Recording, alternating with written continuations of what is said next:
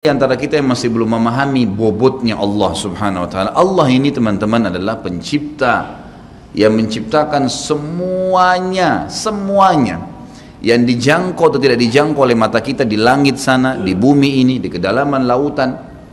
Bahkan Allah memperkenalkan dirinya dalam sebuah ayat yang sangat mulia. A'udzubillahi minasyaitonirrajim. Wa ma tasqutu min waraqatin illa ya'lamuha wa la habbatin fi dhulumatil ardi wa la radbin wa la yabisin illa fi kitabim mubin. Tidak ada selembar daun yang jatuh dari sebuah pohon kecuali dia tahu, Allah tahu dari pohon mana, berapa kali dia tersentak, kemudian dia jatuh di sisi mana di tanah.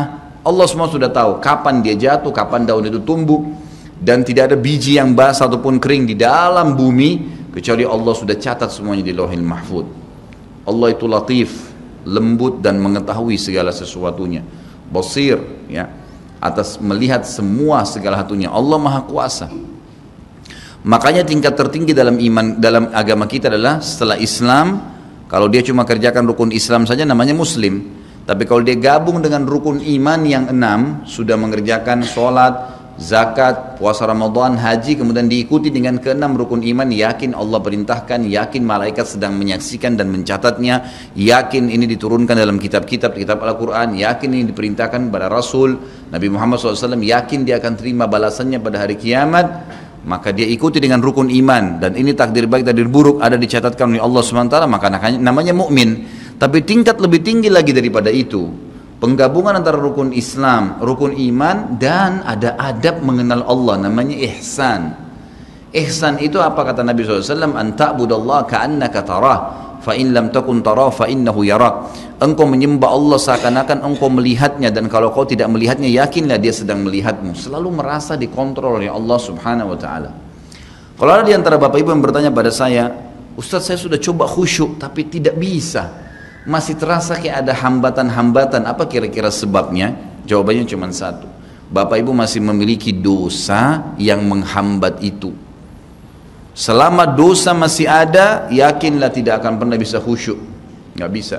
Makin banyak dosa itu, makin berlipat-lipat, makin diulang-ulang setiap hari, maka makin jauh dari Allah Subhanahu wa taala.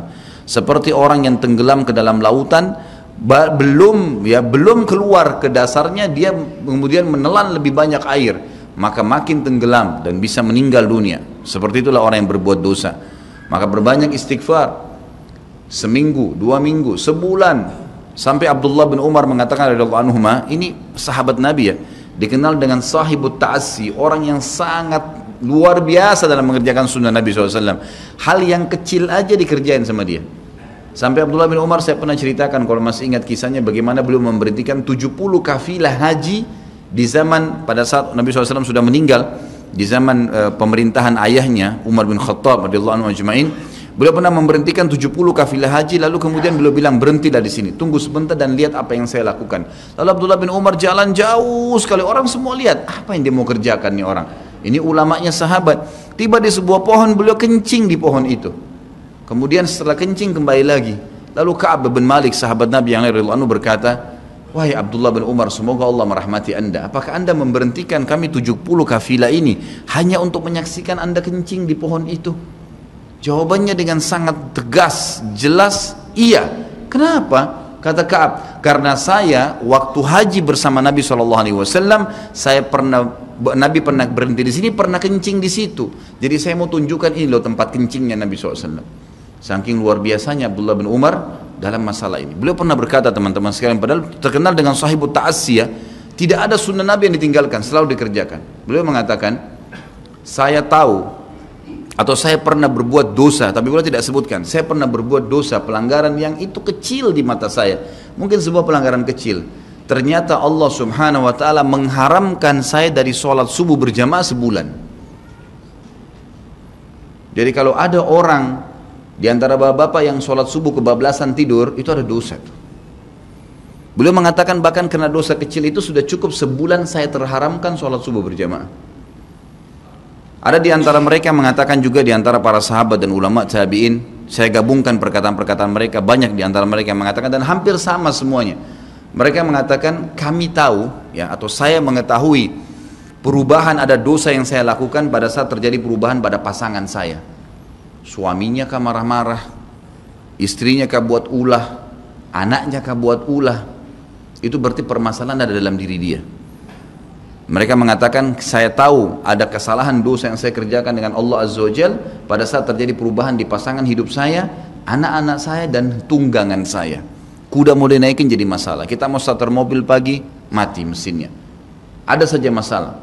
Itu berarti ada kendala-kendala berhubungan dengan masalah dosa. Lihat bagaimana pekahnya mereka menjaga hubungan dengan Allah Azza wa Jal.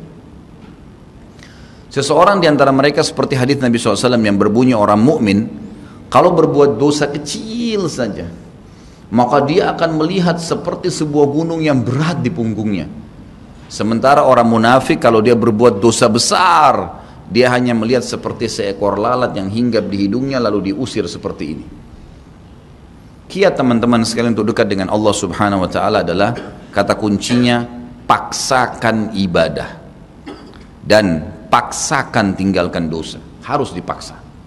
Harus kita paksa jiwa kita ini.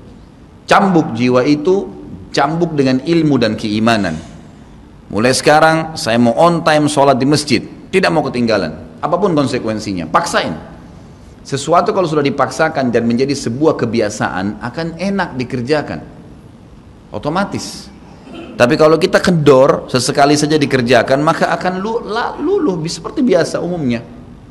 Begitu pula dengan dosa. Paksain diri untuk tinggalkan. Lihat yang haram, turunkan pandangan. Mau beli sesuatu, tahan tangan itu supaya tidak beli. Paksa. Nggak ada masalah kok. Tangan kita nggak putus kalau kita nggak beli DVD film yang tidak benar misalnya. Nggak masalah kok. Kuping kita nggak copot kalau kita nggak dengar musik misalnya. Alihkan ke Al-Quran. Setan goda, lawan. Jangan terus-menerus kendor imannya seperti kerupuk. Sedikit diramas sudah hancur. Ini jangan.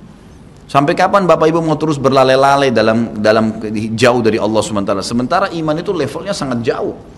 Makin kental, maka makin terus, sampai para ulama mengatakan kenikmatan iman akan terus dirasakan oleh seorang hamba selama dia terus mendeteksi dirinya dan juga dia berusaha bermuhasabah setiap detiknya. Ini sudah ketaatan bukan? Ini sudah ketaatan bukan? Ada kemaksiatan ditolak sama dia. Harus begitu. Dan harus kita mulai dengan diri kita sendiri dengan cara memaksanya. Gak bisa enggak. Kita kalau nggak paksa nggak mungkin. Harus Bapak Ibu sekalian. Orang lain telepon nanti kita atau lihat perubahan, kamu alimnya, ingat majelis ilmu seperti ini Bapak Ibu sekalian. Saya sering ulangi kalimat ini. Saya nggak datang jauh-jauh dari rumah saya ke sini untuk menghibur Bapak Ibu cerita dongeng atau hibur Bapak Ibu dulu sini sejam 2 jam. Ini bukan. Ini kita sedang bahas wahyu. Wahyu ini penyampaian dari Tuhan Allah pencipta langit dan bumi untuk membawa pada perubahan. Kalau Anda hadir di majelis ilmu dan Anda pulang setelahnya terasa, ya kenapa ya saya kayak merasa ada beban nih, kayak saya merasa bersalah, kadang-kadang kita menangis, itu semua peringatan dari Allah SWT. Ambil, oh ini berarti kebaikan, itu kebaikan karena Allah mau dengan perasaan itu kita berubah. Ada perasaan untuk berbuat dosa jadi takut karena sudah ada di pengajian, itu tanda keimanan. Termotivasi untuk mengerjakan ibadah, hadir lagi di majelis, iya. Begitu teman-teman lihat kamu alim ya sekarang, iya alhamdulillah saya sangat bersyukur sama Allah. Jangan malu ucapin itu. Alhamdulillah saya berubah, saya merasa luar biasa, saya bersyukur sama Allah karena Allah masih bisa berikan keselamatan saya sebelum saya meninggal. Mudah-mudahan kamu juga bisa rasain ya keimanan saya. Motivasi dia supaya dia mau ikut. Ini enggak. Kamu sekarang alim ya, masa pakai jilbab begitu? Kenapa kamu pelihara jenggot? Masa azan harus selalu ke masjid? Kemudian, oh iya ya, udah sini aja sholat sama saya. Kendor, sholat di rumah. Kendor, ganti lagi kembali jilbabnya jilbab gaul dan seterusnya. Ini sampai kapan kita mau tergoda nih kira-kira? Waktu terus berjalan. Ingat, setiap peluang ibadah, Bapak Ibu sekalian ingat, Allah peringatkan Anda dan saya seperti cuma ini, penyampaian. Dan kita yang mengubah diri kita. Tidak mungkin saya mengontrol Anda satu-satu di rumah Anda, atau tidak mungkin Allah Subhanahu wa ta'ala menurunkan tangan dari langit. Tetapi Allah Subhanahu wa ta'ala memberikan kepada kita penyampaian dan berikan hati nurani untuk bisa menyentuh hati nurani kita agar kita melakukan, ya, mengerjakannya. Harusnya begitu. Jangan pernah malu untuk berubah menjadi orang lebih baik. Yang malu itu kalau kita menjadi orang lebih buruk. Ingat, peluang-peluang ibadah yang Anda sudah sia-siakan, wallahi Bapak Ibu sekalian, demi Allah Anda akan sesali nanti. Di hari kiamat nyesal, ya Allah, kenapa dulu saya nggak puasa Senin itu ya? Nyesal, ya Allah, kenapa dulu saya nggak sholat tahiyat masjid ya? Saya malah duduk di depan masjid cuma ngobrol-ngobrol. Ya Allah, kenapa dulu saya nggak maksimal bacanya cuma surah pendek ya? Kenapa nggak surah panjang ya? Ini ibadah saja bisa kita sesalin, apalagi kalau dosa, malah lebih parah itu. Menyesalnya luar biasa, tapi nggak ada gunanya. Peluang-peluang ibadah yang Anda sudah sia-siakan tidak akan pernah bisa diperbaiki. Nggak bisa. Ini tadi kalau ada orang tidak ikut sholat sama kita berjamaah maghrib misalnya, kemudian mereka ikut di pengajian lalu merasa tersentuh, coba ya saya ikut dari awal ya. Memang betul, penyesalan bagus. Tapi sudah dicatat dan tidak akan pernah berubah di buku amal. Pada hari itu, jam itu, sholat itu telat, pahalanya beda dengan orang yang awal waktu. Apa yang membuat dia telat? Ya dia sendiri, konsekuensinya. Jangan gitu. Makanya motivasi Nabi SAW sangat banyak untuk mengerjakan sholat di awal waktunya, motivasi untuk di saf pertama, motivasi untuk tidak ketinggalan takbiratul ihram pertama imam. Semuanya itu untuk menjaga hubungan dengan Allah Azza wa Jalla. Jadi untuk dekat dengan Allah harus memaksakan diri dalam ibadah dan harus memaksakan diri untuk meninggalkan dosa. Bagaimana tangganya untuk sampai ke sana? Ilmu, majlis ilmu. Hadir di majelis ilmu seperti ini Bapak Ibu sekalian, saya bukan mengatakan karena saya menyampaikan, siapa saja di antara teman-teman dai yang sampaikan, semoga Allah ikhlaskan niat kita semua, itu harus dihadiri, harus. Hadiri majelis ilmu akan mengubah kita. Kalau tidak, dengar, bawa Walkman, bawa headset, bisa dengar di HP kita. Sekarang bisa daripada kita nonton, orang banyak habisin pulsanya hanya nonton YouTube hal-hal yang tidak ada manfaatnya. Nonton ceramah tuh, dengarin sambil belanja, sambil macet di jalan, pasang headset di kuping, kemudian kita dengarin ceramah-ceramah itu. Tambah ilmu dengan ilmu, tidak ada kata cukup. Kata para ulama salaf, ilmu itu, ilmu syar'i yang merupakan tangga membawa kita kepada hubungan dengan Allah yang sangat baik, karena dengan keimanan akan muncul, iman akan muncul dengan ilmu itu, ya dia akan memberikan setengah hidupnya dengan cara kita membayar dia dengan seluruh hidup kita. Nggak bisa. Seminggu sekali itu nggak cukup. Apalagi ada orang sebulan sekali, apalagi ada orang cuman kalau lagi ada waktu lowong, ini nggak bisa. Kita sibuk Bapak Ibu sekalian memberikan makan tubuh kita, makan makanan, minum macam-macam variasi, betul untuk fisiknya sehat, tapi ruhnya kurus, kerempeng, sakit, itu luar biasa. Tapi kalau kita balik, fisik kita yang biasa cukup kenyang sudah, tapi ruh kita berikan kesehatan yang luar biasa. Orang kalau ruhnya yang sehat Bapak Ibu sekalian, semuanya jadi kecil buat dia. Julaibib radhiyallahu anhu sahabat Nabi itu, saking kecilnya badannya itu sampai diangkat oleh Nabi SAW dengan satu telapak tangan karena kecilnya badannya. Tapi di perang ya Uhud dia bisa membunuh 7 orang kafir. Tidak ada hubungannya dengan kecil badannya, tapi ruhnya kuat, besar. Waktu Nabi SAW balik dari perang Uhud dan terkalahkan oleh orang-orang kafir Quraisy dengan hikmah Allah Subhanahu wa taala, semua sahabat waktu itu mati syahid 70 orang di Uhud, sisa 630 orang bersama Nabi SAW, semuanya terluka, dan minimal luka sahabat waktu itu minimal 7 luka, sabetan pedang, hantaman tombak, sobekan, pokoknya luka semua sahabat. Sampai ada sahabat sudah nggak bisa jalan karena kakinya sobek, punggungnya sobek, dinaikin di kuda, tiba di rumah tinggal dibaringin. Lihat bagaimana para sahabat mengetahui bagaimana hubungannya dengan Allah Subhanahu wa taala dengan ilmu yang sudah tertanam yang Nabi SAW tanamkan dalam hati mereka, bisa mengubah segala sesuatu. Subhanallah, tiba pulang menjelang maghrib ke kota Madinah, istirahatlah para sahabat ini, mereka lagi obatin obat luka mereka. Nabi SAW dapat wahyu menyuruh Nabi SAW dan para sahabat keluar mengejar Quraisy. Quraisy ini jumlahnya waktu itu ya 1.000 orang, 3.000 orang pasukan Quraisy, yang terbunuh cuma sekian belas saja mereka. Dan mereka sudah merasa bangga dan pulang ke kota Madinah, pulang meninggalkan Madinah, karena Uhud itu dekat Madinah. Kemudian mereka bangga dengan itu. Keesokan paginya habis sholat subuh kata Nabi SAW, wahai sahabat-sahabatku, Allah Azza wa Jalla memerintahkan kita untuk mengejar Quraisy. Maka pulanglah masing-masing kalian di suku kalian, lalu motivasi siapapun yang ikut kemarin di Uhud, semua, mau sakit, mau enggak, mau luka, mau enggak, tapi ini luka semua nih, minimal punya 7 luka ya. Kita kadang-kadang mungkin kuku kita kecabut aja sudah susah ke masjid, ini sabetan pedang, sobek, rusak semua tubuh mereka. Dikatakan dalam riwayat sampai para sahabat ada yang tidak bisa ngomong karena sudah kesakitan yang luar biasa. Kata Nabi SAW, semua yang ikut di Uhud kemarin keluar lagi. 630 orang semua harus keluar. Bagaimana caranya? Pokoknya ngumpul keluar, perintah Allah. Coba bayangin, kita kadang-kadang habis olahraga saja capek, Diajak keluar sama istri atau diajak keluar sama suami, kita sudah nggak mau keluar. Capek biasa olahraga. Atau mungkin penat, capek duduk di kantor mau istirahat. Ini habis perang, badannya disabet-sabet, diajak berperang lagi nih. Apa yang terjadi teman-teman sekalian? Pulanglah pimpinan-pimpinan suku sahabat ini, dimulai dengan Sa'ad bin Mu'adz radhiyallahu anhu, sahabat Nabi yang mulia. Luar biasa ini. Orang ini pada saat meninggal, kata Nabi SAW, goncang arsy-Nya Allah dengan meninggalnya Sa'ad. Saat pulang ke kaumnya lalu berkata, wahai kaumku, sesungguhnya Nabi SAW menyuruh kalian untuk kembali menyerang Quraisy.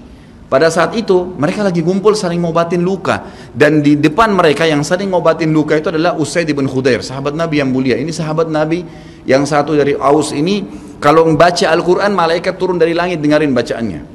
Luar biasa.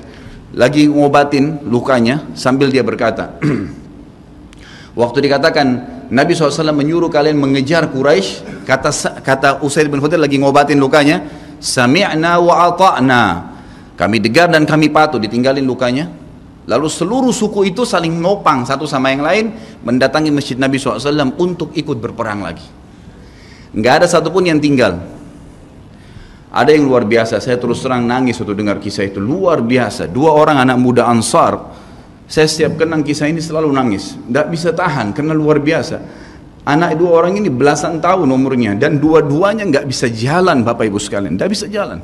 Luar biasa. Sudah sobek kakinya, sobek punggungnya, bahkan dikatakan di bagian leher ada irisan, di bagian lehernya ada irisan, gitu kan. Kesakitan. Dua-dua ini diturunkan dari kuda, ditidurkan, adik kakak nih. Tapi saya tidak ingat, namanya tidak disebutkan dalam kisah, tapi ini kisah luar biasa. Dan kemarin kebetulan Imam Masjid Haram atau saya lagi umrah nyebutin kisah itu juga. Hampir satu masjid orang menangis mendengarkan kisahnya. Dia mengatakan, waktu sampai ke telinga adik kakak ini umurnya belasan tahun ya, di bawah 20 tahun. Kalau Nabi SAW memanggil seluruh yang hadir di Uhud untuk kembali berperang. Ini mereka nggak bisa jalan nih. Si kakak bilang sama adiknya, kita nggak bisa tinggal di sini nih. Rasulullah SAW sudah memanggil kita untuk menjawab panggilan Allah. Kata adiknya, bagaimana caranya kita merangkak? Bagaimana caranya kita ke sana? Nggak ada yang bisa nopang. Ini berdua lagi sakit. Mereka cuma tinggal sama ibunya. Lalu berkata si kakak, sekali saya seret kamu, sekali kamu seret saya. Mereka saling seret satu sama yang lain, Bapak Ibu sekalian, sampai di hadapan masjid Nabi SAW. Lihat bagaimana iman mereka kepada Allah Subhanahu Wa Taala, luar biasa. Dan ini tidak bisa kecuali kalau dipaksakan. Kalau tidak dipaksakan nggak bisa. Semoga Allah Subhanahu Wa Taala jadikan kita orang yang selalu memaksakan diri untuk ibadah. Karena kalau tidak, kita nggak paksakan, kita akan mati dalam keadaan konyol dan menyesal, karena tingkatan-tingkatan di surga akan hilang. Percuma. Baik, saya bacakan pasal kedua. Adab terhadap Allah Subhanahu Wa Taala. Seorang muslim hendaknya melihat segala sesuatu yang telah diberikan Allah kepadanya dengan tiada terhingga, yakni berupa kenikmatan yang tak terhitung. Terlindungnya dia pada saat menempel di dalam rahim ibunya, ketika berupa nutfah atau air mani, menentukan perjalanan hidupnya hingga hari bertemu dengan Rabb-Nya Allah Azza wa Jal. Hendaknya ia bersyukur kepada Allah atas nikmat itu dengan lisannya, yakni memuji dan menyanjung Allah secara semestinya. Juga bersyukur kepada Allah dengan anggota badan, dengan cara menggunakannya di dalam ketaatan kepada Allah Subhanahu wa Ta'ala. Karena mengingkari nikmat, tidak mengakui kelebihan yang diberikan Allah, mengingkarinya beserta kebaikannya, bukanlah termasuk adab kepada Allah. Sebagaimana Allah berfirman dalam surah An-Nahl ayat 53, A'udzubillahi minasyaitonirrajim. Wa ma bikum min ni'matin faminallah. Dan apa saja nikmat yang ada padamu, maka itu dari Allah datangnya. Dalam surah An-Nahl ayat 18 Allah berfirman, A'udzubillahi minasyaitonirrajim, wa in ta'uddu ni'matallahi la tuhsuha. Dan jika kalian menghitung-hitung nikmat Allah, maka kalian tidak akan mampu untuk menghitungnya. Begitu banyak nikmatnya Allah, Bapak Ibu sekalian. Kita berbuat maksiat, pelanggaran-pelanggaran, tapi Allah masih bisa memberikan kita oksigen gratis. Cahaya masih bisa ditangkap oleh mata kita. Telinga kita masih bisa menangkap suara sehingga mengetahui apa yang diinginkan oleh kita. Setelah bertahun-tahun berbuat dosa, dengan taubat kepada Allah, Allah bisa ampuni. Itu luar biasa. Nikmat Allah tidak bisa terhitung. Rugilah orang-orang yang tidak menyembah Allah Subhanahu wa Ta'ala.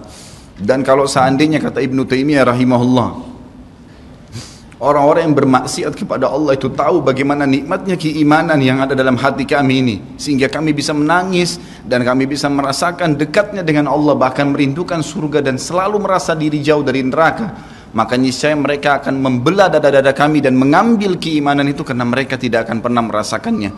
Keimanan akan membuat makanan sederhana menjadi mewah, tidur di tempat yang biasa akan menjadi nyaman, bahkan cobaan seberat apapun menjadi kecil buat kita, karena keimanan kepada Allah Subhanahu wa taala. Dan itu sebuah nikmat. Itu hanya bisa dirasakan kalau kita betul-betul memaksakan diri beribadah kepada Allah Subhanahu wa taala. Allah berfirman dalam surah Al-Baqarah 152 dari selanjutnya, A'udzubillahi minasyaitonirrajim. Fadhkuruni azkurkum washkuruli wala takfurun. Ingatlah selalu aku, kata Allah. Selalulah berzikir, selalulah patuh, selalulah kerjakan ketaatan-ketaatan, nikmatilah yang halal, jauhilah yang dilarang, maka aku akan ingat kepada kalian. Bayangkan kalau seorang presiden mengingat kita, bagaimana bangganya kita disebut-sebut nama kita di hadapan orang-orang yang di sekitarnya. Bagaimana dengan Allah pencipta langit dan bumi yang mengingat kita. Dan bersyukurlah kepadaku dan jangan kalian mengingkari nikmat-nikmatku. Oleh karena itu, tidaklah beradab jika seseorang lari kepada sesuatu yang tidak memiliki tempat pelarian, bersandar kepada yang tidak memiliki kemampuan apapun, serta bertawakal kepada yang tidak mempunyai daya dan kekuatan. Allah Subhanahu wa taala berfirman dalam surah Hud ayat 56, A'udzu billahi minasyaitonir rajim, ma min dabbatin illa huwa akhidun binasiyatiha. Tidak ada sesuatu atau tidak ada suatu binatang pun melainkan dialah yang memegang ubun-ubunnya. Allah Subhanahu wa taala memegang semuanya. Harimau pun yang buas. Demi Allah Bapak Ibu sekalian, kalau Anda minta kepada Allah, tidak akan bisa menerkam Anda. Pasti itu. Api pun tidak membakar Nabi Ibrahim alaihissalam karena memohon kepada Tuhannya api itu. Semuanya bisa berubah dengan hubungan kepada Allah Subhanahu wa taala. Ini kekuatan yang luar biasa ini. Seseorang kan sangat tenang hidup dimanapun asal dia jaga hubungannya dengan Allah Subhanahu wa taala.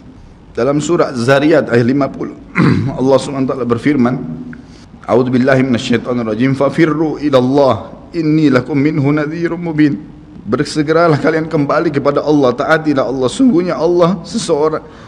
sesungguhnya aku sebagai pemberi peringatan yang nyata dari Allah Subhanahu wa taala kepada kalian.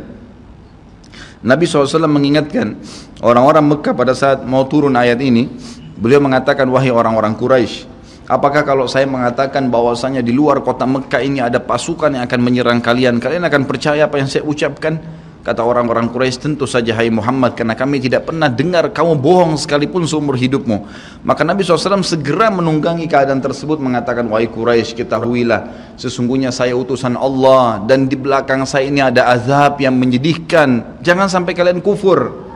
Jadi Nabi SAW sudah mengingatkan, ikutin ini, nikmatin apa yang diperintahkan, apa yang dihalalkan, jauh yang dilarang, kalian akan bahagia.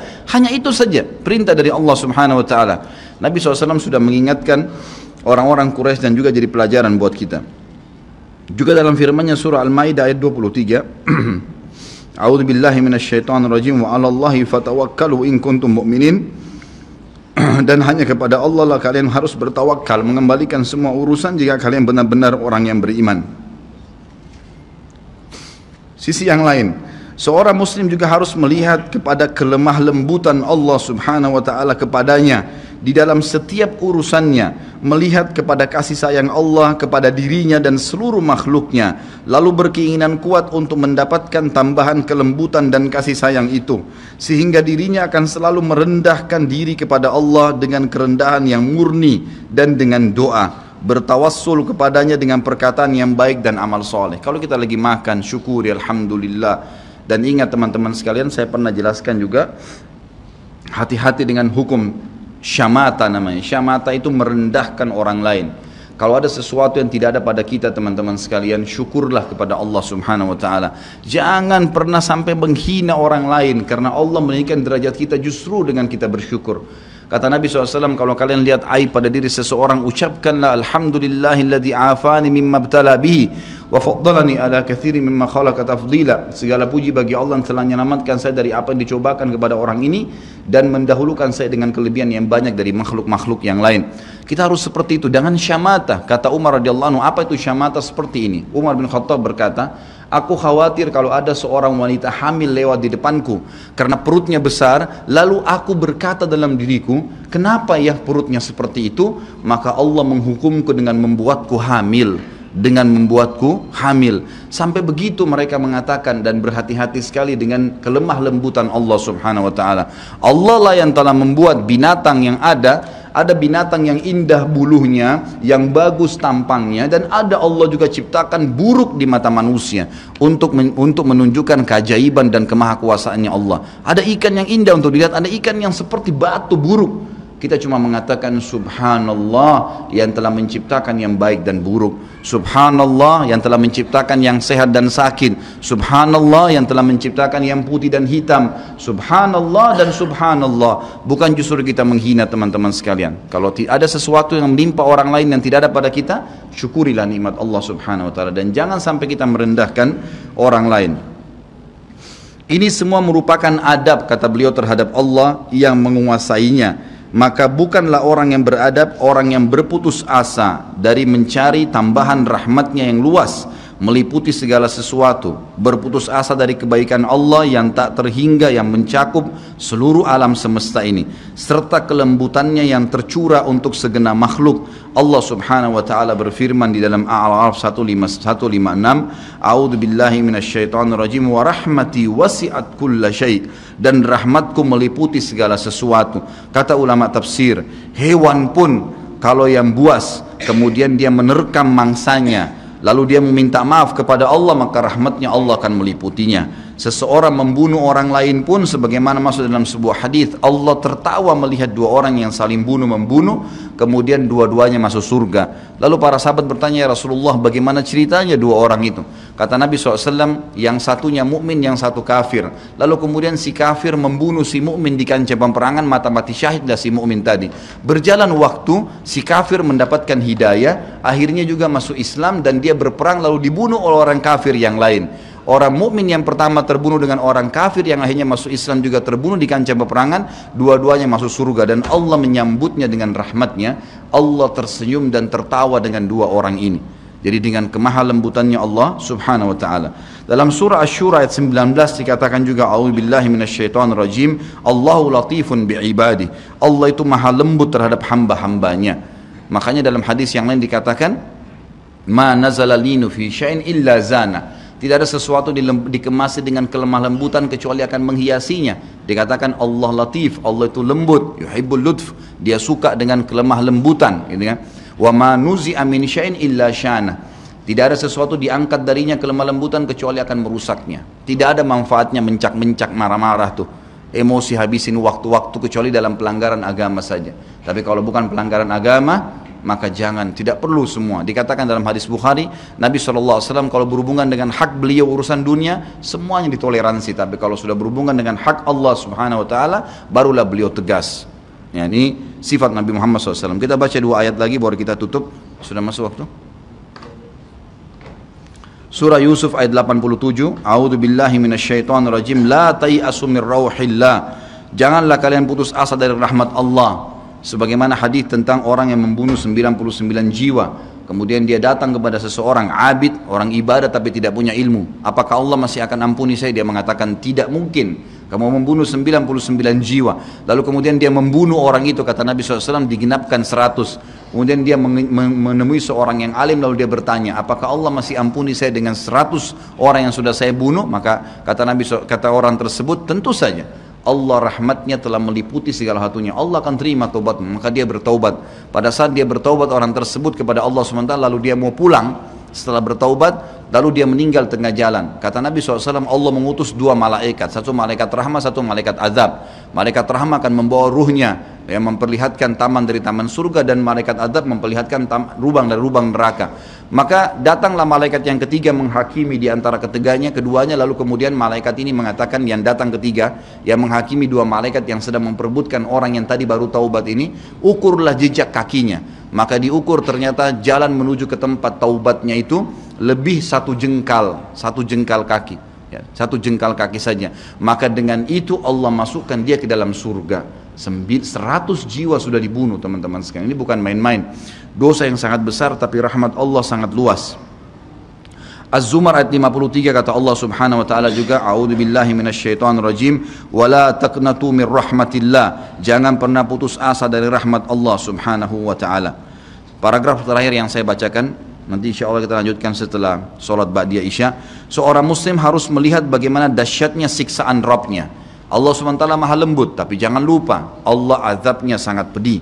Seorang muslim harus melihat bagaimana dahsyatnya siksaan Rabbnya, kerasnya azab dan kecepatan hisabnya. Kalau datang seketika, gitu kan? Dan tidak ada yang bisa bendung, sehingga dia bertakwa atau takut kepadanya, menjaga diri terhadapnya, serta meninggalkan segala kemaksiatan. Maka ini pun merupakan bentuk adab kepada Allah, sehingga tidaklah seseorang itu beradab menurut orang-orang yang berakal apabila ia menentang Allah dan berlaku aniaya atau zalim. Padahal ia seorang hamba yang lemah, namun justru menentang Rabb yang maha perkasa lagi maha kuasa, maha kuat lagi maha perkasa. Dan Allah berfirman dalam surah Ar-Ra'd ayat 11, A'udzu billahi minasyaitonir rajim, wa idza aradallahu biqaumin su'an fala maraddalah wa ma lahum min dunihi min wal. Dan apabila Allah menghendaki keburukan terhadap satu kaum, maka tidak akan pernah ada yang bisa menolaknya, dan sekali-kali tidak ada pelindung bagi mereka selain Dia. Kalau Allah sudah mau hancurkan, maka tidak akan pernah ada yang bisa membendung.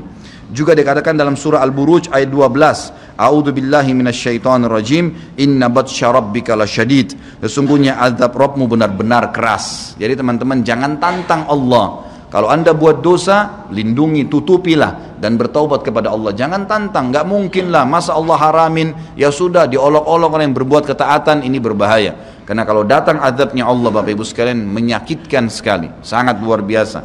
Saya sarankan juga anda bisa ya melihat di YouTube azab-azab Allah, itu akan banyak cuplikan yang orang-orang memang kena kutukan dari Allah Subhanahu wa taala. Bisa mudah-mudahan menambah iman kita. Ayat yang terakhir adalah surah Al-Imran ayat 4 yang bunyinya, A'udzu billahi minasyaitonir rajim, wallahu azizun dzuntiqam. Allah itu maha perkasa, maha mulia, dan Allah mempunyai balasan siksaan yang sangat keras. Ingat, Allah memang maha pengampun, tapi Allah juga dari sisi lain azabnya sangat keras. Maka harus hati-hati Bapak Ibu sekalian dalam menjaga hubungan dengan Allah Subhanahu wa taala. Nanti kita lanjutkan lagi dengan yang tersisa setelah